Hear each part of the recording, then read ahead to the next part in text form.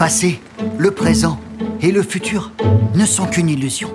Eh bien, bonjour mes amis, bienvenue chez moi pour une nouvelle vidéo. Nous sommes aujourd'hui le mercredi 21 février 2024. Et c'est toujours un plaisir, mes amis, de vous retrouver avec moi. Avant de vous parler du film documentaire que j'ai regardé hier soir, je voulais vous signaler que j'ai sorti récemment donc un nouveau livre. Ça s'appelle La religion de l'amour, je serai votre guide. Donc c'est disponible sur Amazon, Amazon uniquement.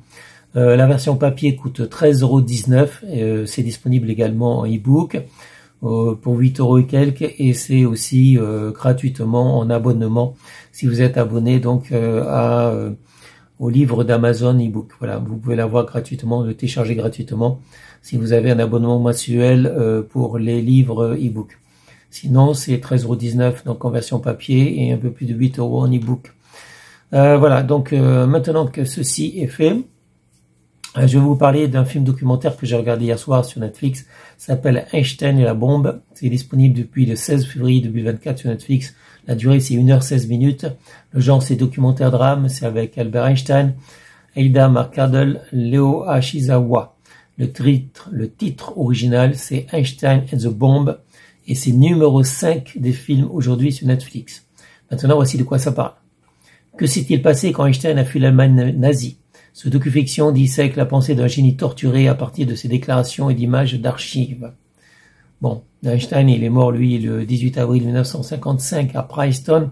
Pour la petite histoire, il a épousé Mileva Maric, puis sa cousine Elsa Einstein. Voilà. Avait-on le droit d'épouser sa propre cousine? Je n'en suis pas sûr. Enfin bref, Einstein, c'est quelqu'un que j'adore. C'est un personnage atypique, c'est un génie, mais en même temps, à l'école, c'était un peu considéré comme un cancre, c'est-à-dire que il faisait le désespoir de ses professeurs parce qu'il remettait tout en cause. Et à un moment donné, il faut être un peu comme Albert Einstein, il faut être capable de remettre en cause ce qu'on vous inflige, ce qu'on vous vous administre des informations, il faut les vérifier. Bouddha lui-même disait qu'il faut pas me croire aveuglément, il faut que vous expérimentez vous-même, il faut que vous vérifiez vous-même. Donc voilà, donc aucune parole n'est sacrée. Ça c'est Bouddha lui-même qui disait ça. Mais Albert Einstein, lui aussi, il voulait qu'on remette en cause les théories, tout en fait. Voilà. Bon, il était juif, effectivement, juif allemand, et à la montée de Hitler, plutôt Adolf Hitler, qui à la tête de son parti, le national-socialisme, on a vu la montée du fascisme, le fascisme allemand. Il a commencé donc à s'en prendre aux juifs, lui et ses partisans, donc ont commencé à s'en prendre aux juifs, puis aux chrétiens, aux catholiques et également aux femmes, puisque Hitler et son parti, en fait, national-socialisme, détestaient aussi bien les juifs, enfin surtout les juifs en fait, mais après également les chrétiens et les femmes qui considéraient comme des sous-êtres. La religion, la seule qu'il a acceptée, parce qu'en fait il était athée.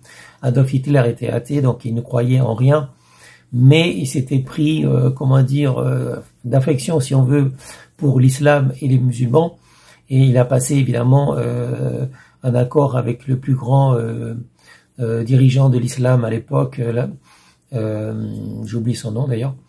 Voilà, bref, c'est pas très important. Et donc il a créé des armées SS avec des musulmans.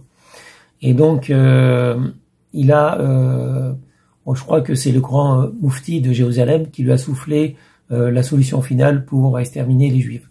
Donc les musulmans de l'époque et Hitler ont eu un consentement, un accord mutuel.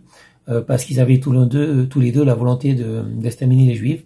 Après, tous les deux, ils aimaient pas les chrétiens et tous les deux estimaient que les femmes étaient, des êtres très inférieurs aux hommes. Donc l'homme devait dominer et il ne devait pas y avoir de religion autre que l'islam ou même si Hitler n'était pas musulman, il était athée. Donc il était athée. Mais il considérait que l'islam c'était une religion très pratique et très intéressante puisque les fidèles suivaient aveuglément les ordres de leur chef, et c'est un peu ce qu'il voulait lui aussi. Il voulait la même chose, il voulait que les légions, les légions nazies, les soldats en fait, les soldats SS suivent aveuglement les ordres de leur chef, c'est-à-dire les ordres finalement de Adolf Hitler. Donc voilà, donc il y a eu un accord, c'est ce qu'on appelle, enfin plus tard on appelait ça l'islamo-fascisme ou l'islamo-gauchisme, puisqu'en fait la gauche était alliée à l'islam à l'époque, en tout cas. Donc voilà, islamo-gauchisme ou islamo-fascisme, Hitler c'était un fasciste, Hitler c'était un socialiste et un nationaliste également, voilà. Bon bref, pour en revenir à ce documentaire film Einstein, la bombe, je valide, bien que ce soit pas un grand film, c'est surtout un documentaire, parce qu'il y a beaucoup d'images d'archives, donc des images, des photos, des vidéos en noir et blanc. On voit évidemment beaucoup Albert Einstein, personnage comme je l'ai dit que j'adore, un grand génie, enfin sans doute au niveau des sciences le plus grand génie qu'il y a eu dans le monde.